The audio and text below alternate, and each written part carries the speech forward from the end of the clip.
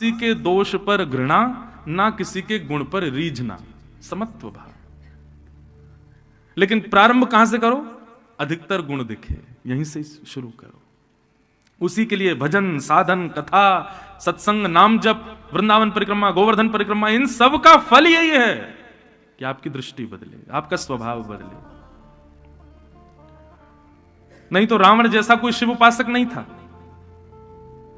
ऐसे वेद मंत्रों का उच्चारण करता था, ऐसे अभिषेक करता था, ऐसा शंकर जी की आराधना करता था कि कोई नहीं कर सकता। पर क्या फायदा कि रावण रावण ही रहा। ये सब क्रियाएं हमारे भीतर बदलाव लावे, उसके लिए है। काहू सो मिलवो न सुहावे, बातन सो घबराए, भोरी ऐसे दुख बिन प्यारी, जीवन व्यर्थ गवाए। भोरी सखी कहती हैं, ऐसो दुख दी जो ही अमाय, ऐसो दुख दियो बिनु पद कंज छटा दृग देखे, को सुहावे नहीं। कल हम आप सब लोगों ने भागवत के क्रम में श्रीमद् भागवत जी की रचना कैसे हुई इस बात को सुना। वेद व्यास जी महाराज ने अनंत पुराणों की रचना कर दी, वेदों की रचना कर दी, लेकिन उनका मन शांत नहीं हुआ। तब नारद जी ने आकर के उनको ज्ञानोपदेश किया कि भगवान आपने जितने भी ग्रंथ लिखे हैं उनमें चतुर्विध पुरुषार्थ को प्रधान बताया है, परंतु पंचम पुरुषार्थ जो प्रेम है उसके विषय में आपने कुछ नहीं लिखा। एक बात आपको बताएं बंधुओं, ये चतुर्विध पुरुषार्थ हैं, धर्म, अर्थ, काम और मोक्ष। इन चारों के चक्कर में जब तक आप पड़े हो तब तक आप एक सांसारिक व्यक्ति हैं, परंतु पंचम पुरुषार्थ के मार्ग के अनुगामी जैसे ही आप बनोगे, मतलब प्रेम, तो ये चारों आपका त्याग कर देंगे, आप केवल एक ही मार्ग पर चलोगे। एक प्रकार से वही बात हो गई कि नाव दो नावों में पैर रख के पार करेंगे तो गिरेंगे, दो घोड़ों पे पैर रख करके चलोगे तो गिरोगे। अब चतुर्विध पुरुषार्थ का पालन करने वाला व्यक्ति कभी ना कभी उसका पतन निश्चित होगा, इसलिए एक ही पथ अपनाओ, और वो है प्रेम। प्रेम मार्ग के अनुगामी ज्यादातर आपको श्रीधाम वृंदावन में दिखेंगे, जिनको धर्म से ज्यादा अभिप्राय नहीं। अब देखो इसका प्रमाण दें, ग्रहण काल पूरे भारतवर्ष में ग्रहण पड़े तो सब जगह पर सब लोग भोजन नहीं बनाएंगे, कुछ नहीं करेंगे, एकांत में बैठ के नाम जप करेंगे या सोएंगे नहीं, आदि आदि सब नियम है ग्रहण के, बाहर नहीं जाएंगे, ऊपर नहीं देखेंगे। पर हमारे वृंदावन में तटीय स्थान चले जाओ, हरिदासियों के सुंदर संग करो, तो ग्रहण वाले दिन उनके और सुंदर उत्सव होता है। क्यों? बोले चंद्र ग्रहण है, चंद्र के ऊपर दूसरा ग्रह आया इसलिए ग्रहण पड़ रहा है। परंतु उनका भाव ऐसा होता है, बोले श्री चंद्र कौन है? बोले चंद्र हैं श्री किशोरी जी, और उनके ऊपर दूसरा ग्रह नहीं आया है, श्री श्याम सुंदर ही सन्मुख विराजमान हुए, इसलिए ग्रहण का उत्सव मनाते हैं। वहां तो उत्सव होता है, भंडारा होता है ग्रहण पर। बहुत भाव ऐसे हमारे वृंदावन में कि आपकी बुद्धि घूम जाएगी, ये कैसे हो सकता है। अब एकादशी की कितनी महिमा, सब जगह महिमा एकादशी की कहते हैं। वैष्णवों को एकादशी 3 निष्ठा है वैष्णवों के लिए, तुलसी निष्ठा, एकादशी निष्ठा और नाम निष्ठा। पर हमारे वृंदावन के कई पथ के पथिक एकादशी भी नहीं करते। जगन्नाथपुरी में एकादशी नहीं होती, अब वृंदावन में एकादशी क्यों नहीं होती? उसके पीछे भाव क्या है? उसके पीछे भाव यह है, भैया कल हमने ठाकुर जी का भात का भोग लगाया, कल थी दसवीं, और कल का प्रसाद थोड़ा सा बच गया और आज है एकादशी, तो कल जो ठाकुर जी को भोग धराया था, यदि कल वो भोग था तो आज भोग क्यों नहीं है? आज भी भोग है, हम आज पा सकते हैं उसको। इसलिए एकादशी के दिन कई वैष्णव जन हमारे वृंदावन में एकादशी नहीं करते, वो ठाकुर जी का प्रसाद है, सब पाओ। तो वृंदावन, कहीं कहीं वृंदावन के पथों में आप देखेंगे कि आपकी बुद्धि घूम जाएगी, ये कैसे संभव हो सकता है? क्योंकि यहां प्रेम पथ के पुजारी ज्यादा है, यहां धर्म, अर्थ, काम, मोक्ष को मानने वाले लोग कम हैं, यहां प्रेम के अधीन रहने वाले अधिक हैं। अब वो कथा आती है कि भगवान को एक बार बुखार आ गया द्वारिकाधीश को, तो वैद्यों ने आकर के बताया कि यदि कोई भगवान का परम उपासक अपने चरणों की रज दे दे, माथे से लगा दी जाए, जिह्वा पे डाल दी जाए ठाकुर जी को, तो ठाकुर जी का बुखार ठीक हो जाएगा। सब ने मना कर दिया, प्रहलाद ने मना कर दिया, ध्रुव ने मना कर दिया, अनन्य भक्तों ने मना कर दिया, रुक्मणी आदि पटरानियों ने मना कर दिया। बोले हम अपनी चरण रज ठाकुर जी को नहीं दे सकते। क्यों? अरे भैया, जिनकी तरफ कमर करना पाप है उनको चरण रज देंगे हम? पाप लगेगा। नारद जी महाराज जैसे वृंदावन आए, गोपियों ने पूछा, नारद जी क्या बात है, दुखी क्यों हो? हमारा द्वारिकाधीश ठीक है ना, हमारा लाला ठीक है ना? नारद जी ने बताई, बोले द्वारिकाधीश तो बड़ी पीड़ा में है, और वैद्यों ने कहा है यदि कोई निरंतर द्वारिकाधीश का चिंतन करने वाला वैष्णव अपनी चरण रज देगा तो उस चरण रज को माथे से लगाएंगे, जिह्वा पर रखेंगे, तब द्वारिकाधीश की पीड़ा ठीक होगी। अब आप ही बताओ, भला कौन भक्त ये पाप कर सकता है? अपनी चरण रज ठाकुर जी को कौन देगा?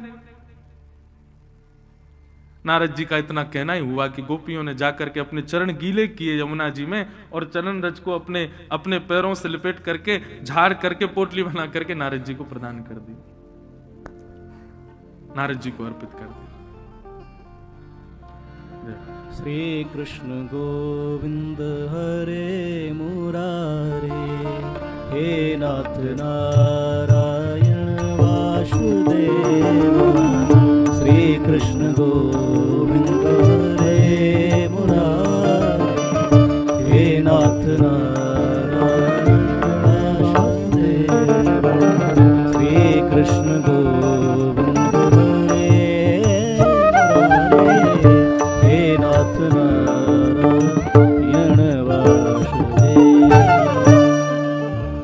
बोलो वृंदावन बिहारी। गोपियों ने विचार नहीं किया, नारद जी को प्रदान। नारद जी बोले कि आप अपनी चरण रज दे रही हो, आपको पता है इसका दुष्परिणाम क्या होगा? आपको नरक जाना पड़ेगा। भगवान को अपने चरण रज देना कितना बड़ा जघन्य पाप है। गोपियों का प्रेम। गोपियां कहती हैं, नारद जी तुमने अभी अभी बताई कि हमारे लाला को बुखार आएगा और वैद्य ने यही औषधि बताई है, हमारो लाला पीड़ा में रहे और हम या बात से डरते रहे कि हमें नरक नहीं जाना, हमें नरक नहीं जाना। ये हमारा प्रेम नहीं है। हम नरक जानो मंजूर करेंगे, लेकिन हमारे लाला को पीड़ा हो यह हमें कभी मंजूर नहीं है। यदि अपनी चरण रज देवेते, लाला की पीड़ा दूर है रही है और हम नरक जाएंगे तो हमको नरक स्वीकार है, लेकिन अपने प्रेमी को कष्ट स्वीकार नहीं है। तत्सुखे सुखित्वम, यह है ब्रज। यहां धर्म अर्थ काम मोक्ष के लिए कोई स्थान नहीं है। मोक्ष पूरा विश्व यही कहता है कि जितने दिन जिए खुश रहें, मर जाएं तो मोक्ष मिले, लेकिन हमारे वृंदावन के लोगों की मोक्ष की भी कामना नहीं है। एहो विधि ना तो पे अचरा पसार मांगू, जन्म जन्म दीजो याही ब्रज वसे वो। मोक्ष की भी कामना नहीं, केवल प्रेम, प्रेम प्रधान। ऐसे प्रेम को आप प्रशस्त करो, तब व्यास जी आपके हृदय को शांति मिलेगी। तब वेद व्यास जी ने भगवान के स्वभाव का वर्णन करते हुए जिस कथा को सुनने से कृष्ण से प्रेम हो, ऐसी श्रीमद् भागवत की रचना की। तब वेद व्यास जी के चित्त को शांति मिली और वेद व्यास जी ने अपनी कलम को गंगा जी में प्रवाहित कर दिया। बस इसके बाद अब कुछ और लिखना शेष नहीं है। इसलिए हर व्यक्ति को, हर वैष्णव पथिक को, हर भक्ति पथिक को श्रीमद् भागवत जी का आश्रय अपनी अंतिम श्वास तक भागवत जी का आश्रय कभी नहीं त्यागना चाहिए। नित्य भागवत जी का आश्रय रखो। भागवत जी स्वयं श्री कृष्ण है। भागवत जी की रचना हुई। वेद व्यास जी ने विचार किया अब इस भागवत को घर घर में जन जन तक कैसे पहुंचाया जाए, योग्य शिष्य प्राप्त हो। तब योग्य शिष्य के रूप में वेद व्यास जी ने अपने पुत्र श्री शुकाचार्य जी का स्मरण किया। सुखदेव जी अन्य किसी भाव में निर्गुण निराकार ब्रह्म की उपासना कर रहे थे, परंतु वेद व्यास जी ने श्रीमद् भागवत के सुंदर मंत्रों से उनको आकृष्ट किया और संपूर्ण श्रीमद् भागवत का ज्ञान श्री सुखदेव जी को अर्पित किया। पिता का एक धर्म होता है बंधुओं, जितने भी पिता बैठे हैं और जितने भी गुरु बैठे हैं यहां पर, गुरु का और पिता का एक धर्म है कि अपनी सद्वस्तु और अपने संपत्ति को पुत्र को नहीं देवे, पात्र को देवे। कई बार पिता जानते हैं कि हमारा पुत्र पात्र नहीं है, कई बार शिष्य गुरु जानते हैं कि हमारा शिष्य पात्र नहीं है, फिर भी उसको अपनी जीवन की चाहे जो भी कमाई हो, चाहे भजन हो, चाहे अपनी गद्दी हो, चाहे अपना सर्वस्व हो, उसको फिर भी दे देते हैं, केवल इसलिए क्योंकि ये हमारा शिष्य, हमारा पुत्र है। नहीं, पहले उसको पात्र बनाओ। बीज को पात्र में बोओगे तभी वृक्ष बनेगा, पुत्र में नहीं। इसलिए पुत्र का जन्म होते ही दायित्व बढ़ जाता है कि आपको निर्माण करना है पात्र का। अब ये पात्र बने और फिर अपना सद्भाव, सद्ज्ञान, सद्वस्तु, सत्संपत्ति तब उसको दो। सुखदेव जी महाराज जैसा योग्य शिष्य पुत्र नहीं मिल सकता था वेदव्यास जी को। वेदव्यास जी ने सुखदेव जी को ही श्रीमद् भागवत का ज्ञान प्रदान किया। सुखदेव जी महाराज ने यही भागवत की कथा राजर्षि परीक्षित को श्रवण कराई। अब यहां प्रश्न हुआ कि महाराज ये परीक्षित कौन है, कृपा कर इनके विषय में हमें बताओ। और अब यहां से महाभारत का क्रम थोड़ा प्रारंभ होता है, बहुत ध्यान से सुनना। कल कृष्ण जन्म होना है और कथा प्रथम स्कंद से अब चल रही है, तो अब कथा क्रम थोड़े ज्यादा होंगे, इसलिए ध्यान पूर्वक सुनिएगा। यदा मृधे कौरव संजयाना वीर स्वथो वीरगतिं गतेषु ब्रकोदरा विग्धगदा विमर्श भ्रगनोरुदण्डे धृतराष्ट्रपुत्रे। महाभारत। बंधुओं, महाभारत हम सबके जीवन में चल रही है और हम सब भी उसी महाभारत के योद्धा हैं। ये पूरा जीवन हमारा महाभारत है। हम में से कोई ना कोई कौरव है, कोई ना कोई पांडव है। बस जो गुरुजनों के आश्रय में आ गया, जो भागवत रामायण आदि जैसे ग्रंथों के आश्रय में आ गया, वो पांडव, और जो इनके आश्रय से विमुख है वही कौरव है। महाभारत सबकी चल रही है। महाभारत का युद्ध अपने अंतिम पड़ाव पर चल रहा था। बड़े बड़े वीर अपनी वीर गति को प्राप्त हो चुके थे। दो लोगों के बीच में युद्ध चल रहा था, केवल भीम और दुर्योधन। आंखों की पलकें पकड़ करके सब लोग खड़े थे, क्योंकि महाभारत जैसे विशाल युद्ध का परिणाम आने वाला है। कौन जीतेगा? भीम अपनी प्रचंड गदा का प्रहार करते हैं, लेकिन दुर्योधन के स्पर्श करते ही खन्न करके आवाज आती है और कुछ नहीं होता। तब भीम ने भगवान की ओर दृष्टिपात किया, तो भगवान ने इशारा किया, जंघा पे मारो। और भीम ने भगवद आज्ञा मान करके जैसे ही जंघा पर प्रहार किया, दुर्योधन पस्त हो गया और महाभारत का युद्ध पांडव जीत गए। एक कथा ऐसी आती है कि बलराम जी के शिष्य हैं। कौन? दुर्योधन। दुर्योधन को गदा चलाना बलराम जी ने सिखाया था।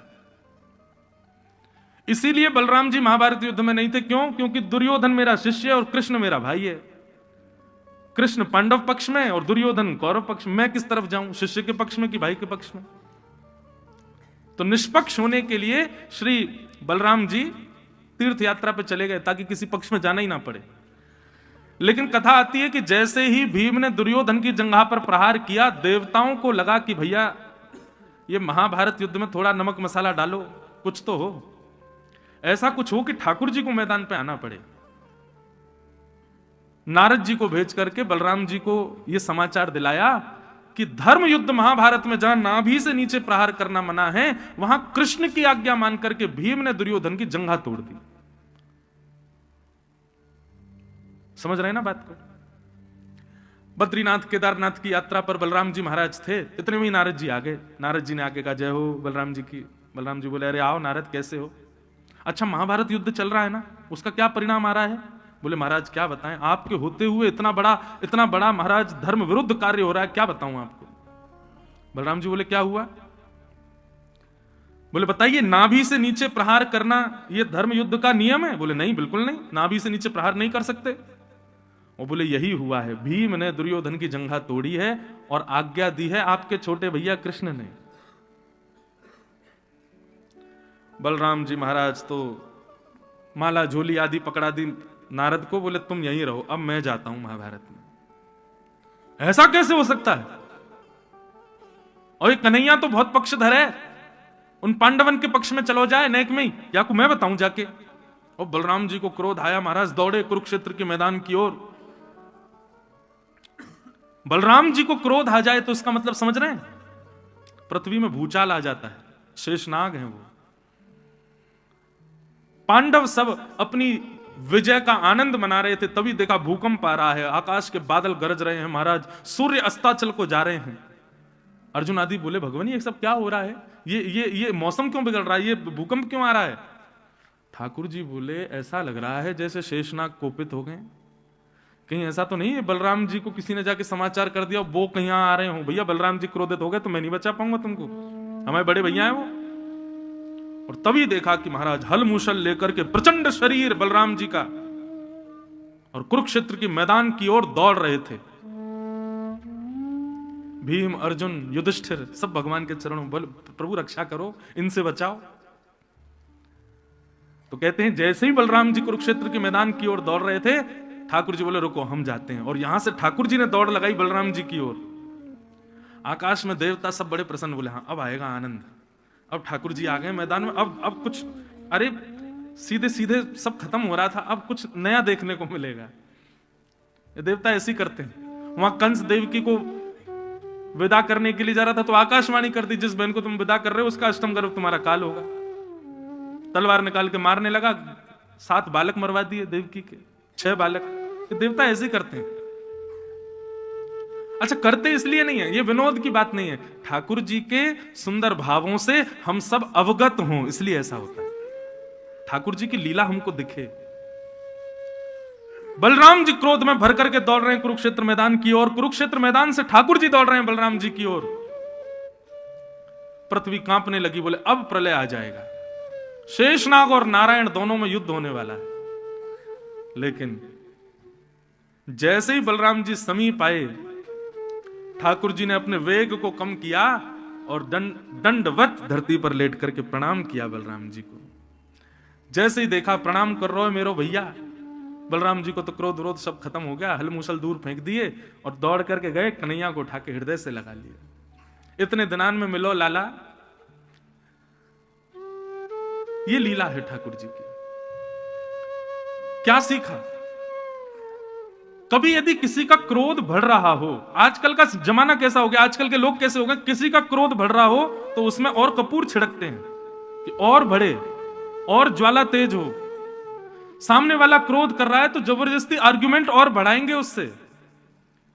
थोड़ा विचार करो, कोई क्रोध कर रहा है, चाहे पत्नी हो, चाहे पति हो, चाहे माता हो, पिता हो, भाई हो, दोस्त हो, कोई भी हो, अगर उसका क्रोध बढ़ रहा है आप थोड़े से झुक जाओ उसके आगे। ठीक है, आपको पता है कि ये गलत है, लेकिन अभी क्रोध में बात करने से बढ़ेगी बात, इसलिए अभी पहले इसको शांत करो। तो शांत के लिए क्या करें, बड़े लोगों के सबसे नाजुक स्थान होता है उनके पैर, पकड़ लो, झुक जाओ, और जैसे ही क्रोध शांत हो जाए तब बैठ के अपनी बात रखो। हम क्या करते हैं, मां नाराज हो रही है तो मां से और आर्ग्यूमेंट करेंगे और ज्यादा चढ़ेंगे उसके ऊपर, वही बात खराब होती है। आप लोग कहेंगे महाराज जी गृहस्थाश्रम में पत्नी नाराज हो तो पति को भी ऐसे ही करना चाहिए, कर लो, क्या बुराई है। थोड़ा ने शांत हो जाओ, सुन लो। अग्नि के लिए एक को तो जल बनना पड़ेगा ना, और दोनों ही अग्नि बन जाएंगे पूरा घर जल जाएगा।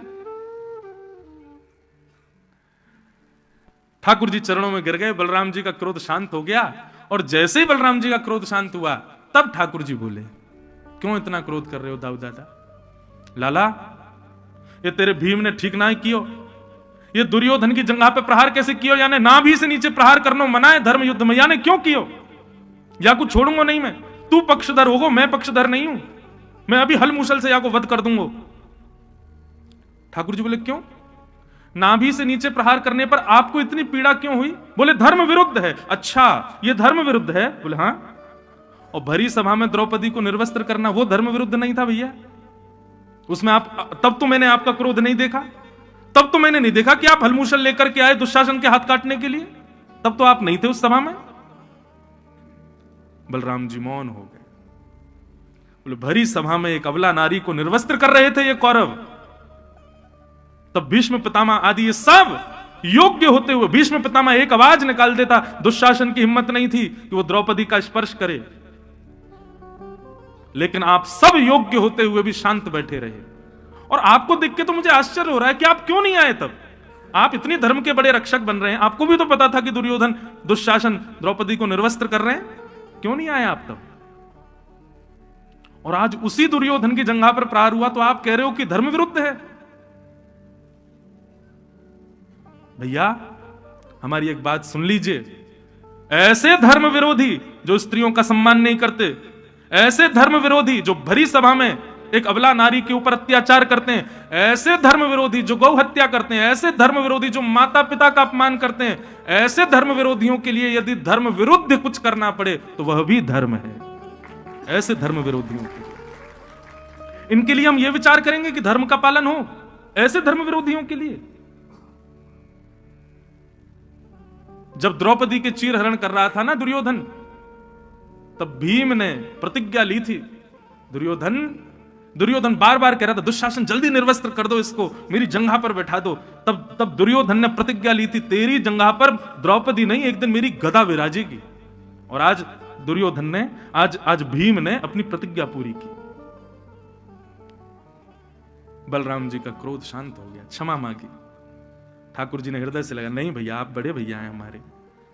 बस मैं एक बात कहना चाहता हूं कि ऐसे धर्म विरोधियों के लिए धर्म के विरुद्ध भी जाना पड़े तो वह भी धर्म है। भगवान पांडवों को लेकर के चले गए।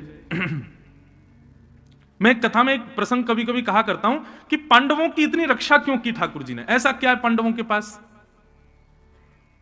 पांडवों के अंदर पंच गुण हैं और ये पंच गुण हम सब के अंदर होते हैं। और कौन कौन से पंच गुण?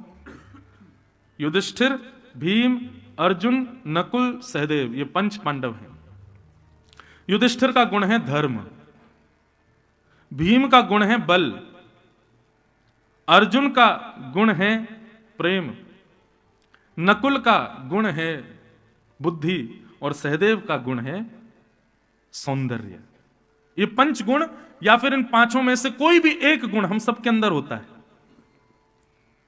बहुत सावधानी से सुनिए सब लोग। धर्म, बल, प्रेम, बुद्धि और स्वरूप। हम आप सब लोग जो यहां बैठे हैं, किसी के अंदर धर्म की मात्रा होगी ज्यादा, किसी के अंदर बल होगा। बल का मतलब शारीरिक नहीं, धन बल भी हो सकता है, शरीर बल भी हो सकता है, किसी भी प्रकार का बल। धर्म, बल, प्रेम, बुद्धि और सौंदर्य, ये पंच गुणों में से कोई ना कोई एक गुण, या किसी किसी में ये पांचों गुण भी होते हैं। परंतु ये पांचों गुण बंधुओं कौरवों के पास भी हैं। कौरवों के पास भी धर्म है। भीष्म पितामह बहुत बड़े धर्मावली हैं। भीष्म पितामह बल के रूप में दुर्योधन है। दुर्योधन कम बलवान है, बहुत बलवान था। कर्ण कम बलवान है, बहुत बलवान था। कौरवों में भी प्रेमी है, कौरवों के पास भी बुद्धि है, कौरवों के पास भी स्वरूप है। ये पंच गुण पांडवों के अलावा कौरवों के पास भी है। लेकिन पांडवों के पास दो एक्स्ट्रा चीज है जो कौरवों के पास नहीं है। और वो क्या है? द्रौपदी और कृष्ण। द्रौपदी का गुण क्या है? द्रौपदी का गुण है दया और श्री कृष्ण का गुण है ज्ञान। मतलब ये पंच गुण हमारे पास हैं, लेकिन दया रूपी द्रौपदी और ज्ञान रूपी कृष्ण नहीं है तो हम ही कौरव हैं। महाभारत युद्ध में हम परास्त हो जाएंगे। इसलिए आपके पास जो भी गुण है उसको सजोइए, लेकिन उसका श्रृंगार इन दो एक्स्ट्रा गुणों से कीजिए, ज्ञान और दया। बिना दया के ज्ञान आएगा ना तो भी अहंकार आ जाएगा। ज्ञान के साथ भी दया होने की जरूरत है, धर्म के साथ भी दया हो, बल के साथ भी दया हो। इसीलिए 5 पांडवों की एक पत्नी द्रौपदी है। द्रौपदी कोई स्त्री नहीं, उसका गुण है दया। तो इस चीज को याद रखिएगा, दया और ज्ञान, इन दो का होना बहुत जरूरी है। तभी आप महाभारत युद्ध जीत पाओगे। तो पांडवों के इसलिए रक्षक बने ठाकुर जी क्योंकि पांडवों के पास दया है। और दयावान जो व्यक्ति है, चाहे कितने भी गुण हो उसके अंदर, दया नहीं है तो ठाकुर जी उसके पास नहीं रह सकते। पर सर्वगुण संपन्न होते हुए भी दयावान है, निश्चित है ठाकुर जी उसका संग करेंगे, ठाकुर जी उसके रक्षक बनेंगे, उसके सारथी बनेंगे। तो पांडवों पर द्रौपदी है मतलब दया है, इसलिए श्री कृष्ण उनके पास है। इसलिए अपने गुण के साथ दया लाओ जीवन में, तभी कृष्ण आएंगे। बिना दया के कृष्ण नहीं आ सकते। महाभारत युद्ध पांडव जीत गए, परंतु दुर्योधन ने अर्धरात्रि में अश्वत्थामा को भेज दिया, जाओ सोते हुए पांडवों को मार दो, कैसे भी मैं इनको मरा देखना चाहता हूं। अश्वत्थामा मारने के लिए आया, लेकिन भगवान 5 पांडवों को लेकर कहीं और चले गए। द्रौपदी के 5 पुत्र सोते रह गए, अंधेरे के कारण देख नहीं पाया और सोते हुए निर्दोष बालकों को मार दिया। प्रातःकाल होते ही पांडवों में मातम छा गया। द्रौपदी रुदन करने लगी। अर्जुन प्रतिज्ञा लेने लगा, जिसने भी बालकों को मारा मैं उसको जीवित नहीं छोड़ूंगा, ये मेरी प्रतिज्ञा है। भगवान बोले अर्जुन प्रतिज्ञा मत लो। क्यों? क्योंकि तुम अभी क्रोध में हो। क्रोध में व्यक्ति प्रतिज्ञाएं लेता है, क्रोध में व्यक्ति जब निर्णय लेता है तो वो निर्णय सदा उसका घातक ही होता है। क्रोध में आप चिल्ला लीजिए, क्रोध में कुछ भी कर लीजिए, लेकिन क्रोध में कभी भी कोई निष्कर्ष मत लीजिएगा, कोई निर्णय मत लीजिएगा। इतना आप ध्यान रखो। माता पिता भाई बंधु बालक जो भी यहां बैठे, क्रोध सबको आता है भैया, क्रोध से कोई नहीं बच सकता। लोग बाग ये भी पूछते हैं महाराज जी ऐसा कोई उपाय बताओ कि क्रोध कम हो, क्रोध हमको नहीं आवे। इसका कोई उपाय नहीं, सबको आएगा क्रोध। क्रोध सबको आता है, बस इतना कर सकते हो, थोड़ी उसकी मात्रा कम ज्यादा हो जाएगी। अच्छा एक बात बताऊं, आध्यात्मिक व्यक्ति को आता है क्रोध, लेकिन उतना नहीं आता, क्योंकि आध्यात्मिक व्यक्ति को बहुत जल्दी फर्क नहीं पड़ता। क्रोध भी उसी को ज्यादा आता है जिसको बहुत जल्दी फर्क पड़ता है छोटी छोटी चीजों से। जिसको बहुत छोटी छोटी चीजें भी परेशान कर देती हैं, क्रोध उसी को ज्यादा आता है। लेकिन आध्यात्मिक जब व्यक्ति होता है, भक्ति के पथ का जब अनुगामी होता है, तो बहुत छोटी चीजें भी उसके हृदय पर ज्यादा प्रभाव नहीं डाल पाती। इसलिए थोड़ा भजन मार्ग, थोड़ा भक्ति मार्ग इसको अपनाओ। धीरे धीरे क्या होगा, क्रोध जो छोटी छोटी बातों पे आता था वो आना कम होगा। अभी सांसारिक व्यक्ति को तो नमक तेल से भी क्रोध आ जाता है, क्यों नमक कम है, क्यों नींबू कम है। लेकिन एक आध्यात्मिक व्यक्ति को कुछ भी प्रदान कर दो वो फिर भी प्रसन्न रहता है, उसको जल्दी क्रोध नहीं आता। क्रोध में कभी निर्णय नहीं लेना चाहिए, इंतजार करो क्रोध शांत हो जाए फिर कोई निर्णय लो। लेकिन अर्जुन नहीं माना, अर्जुन ने निर्णय ले लिया, बोले कि मैं बालकों के हत्यारे को जीवित नहीं छोड़ूंगा, यह मेरी प्रतिज्ञा है। भगवान बोले क्रोध में निर्णय मत लो अर्जुन। अर्जुन बोला अब जो होगा सो देखूंगा, लेकिन मैंने तो निर्णय ले लिया कि मैं जीवित नहीं छोड़ूंगा। भगवान बोले तो फिर मेरे पास मत आइयो, फिर बाद में ले ले तो निर्णय। अर्जुन ने निर्णय ले लिया कि जिसने भी बालकों की हत्या करी मैं जीवित नहीं छोड़ूंगा। निकल पड़े, ढूंढ धाड़ करके लेकर के आए अश्वत्थामा को। अश्वत्थामा को बंदी बना करके जैसे द्रौपदी के सामने प्रस्तुत किया, द्रौपदी ने तुरंत कहा, जैसे ही देखा कि गुरुपुत्र अश्वत्थामा इसने मारे मेरे बालक, उवाच चास हन्तस्य बंधनानयनम सति मुच्यतामेष ब्राह्मणो नितरां गुरु। अर्जुन इसको मत मारो। अर्जुन बोले मैं कारण जान सकता हूं, बोले एक नहीं 5 बताऊंगी, इसको मत मारो। ये जो कारण बता रही है इसकी स्थिति देखिएगा। द्रौपदी के 5 बालक मारे गए हैं। एक बालक को ठोकर लग जाती है तो मां की स्थिति माताएं यहां समझ सकती हैं कि एक बालक को ठोकर लगती है तो मां कितनी विचलित हो जाती है। अरे ठोकर बहुत दूर की बात है, बालक को तैयार करके जब पहली बार स्कूल भेजती है मां, सुबह सुबह टाई लगा के, जूते उते बांध के, थर्मस लटका के, बैग टांग के जब भेजती है, बस में जब छोड़ती है तो बस जैसे ही जाती है ना, तब से ही मां की घड़ी पर ही नजर होती है। 2 घंटे के लिए गया है, पता नहीं कुछ खा रहा होगा कि नहीं, रो तो इतना रहा था कब आएगा लौट के। और जब 12-1 बजे वो लौट करके आता, उसके बेचारे के धूप के कारण गाल लाल पड़ जाते हैं, मां विचलित हो जाती है, हृदय से लगा लेती है, गोदी से उतारती नहीं 2-3 घंटे तो। अरे आज 2 घंटे के लिए स्कूल गया था पहली बार, भेजती है हृदय पे पत्थर रख, कितनी विचलित हो जाती है। सोचो ऐसी मां के 5 निर्दोष बालक मार दिए हैं जान से, और वो मां यहां प्रवचन कर रही है। अभी तक संस्कार भी नहीं हुए द्रौपदी के बालकों के, और वो द्रौपदी कह रही है उवाच चास हन्तस्य बंधनानयनम सतिं मुच्यतामेष ब्राह्मणो नितरां गुरु। अर्जुन इसको मत मारो। क्यों? पहला कारण, ये ब्राह्मण है और हम क्षत्रिय हैं। क्षत्रिय ब्राह्मण को प्रणाम करते हैं, मारते नहीं है, इसलिए इसको मत मारो। दूसरा कारण, ये हमारे गुरु का बेटा है और गुरुपुत्र गुरु समान होता है, इसलिए इसको मत मारो। तीसरा कारण, यह भी